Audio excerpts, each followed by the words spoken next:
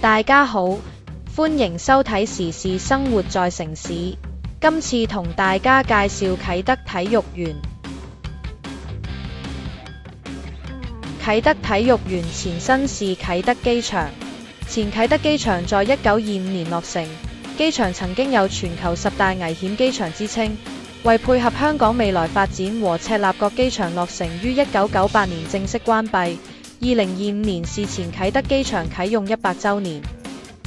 啟德體育園是政府基建發展重要項目和第15屆全國運動會，包括有香港國際7人欖球賽、香港國際足球比賽、頒獎儀式和國際展覽、大型活動比賽及國際演唱會的重要活動，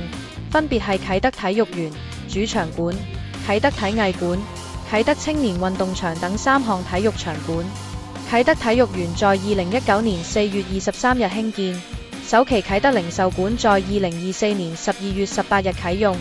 餘下場館在2025年3月1日由香港行政長官李家超主持啟用儀式，標誌香港啟德體育園正式投入服務。啟德體育園主場館以東方之珠為設計主題，外牆由27000塊三角形鋁側面板拼合而成，能隨光線折射出紫、藍、銀白等多變色彩。面向維港的南看台設有巨型玻璃幕牆，場館上蓋結構及主鋼桁架由15000公噸鋼材構成，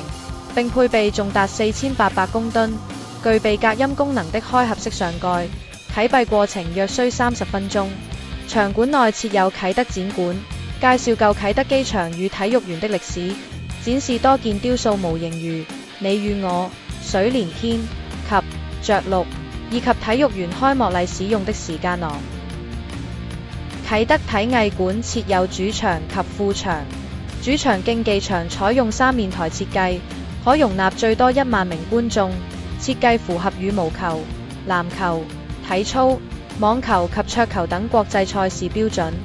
整個場館為無柱式設計，近80座位可伸縮或移動。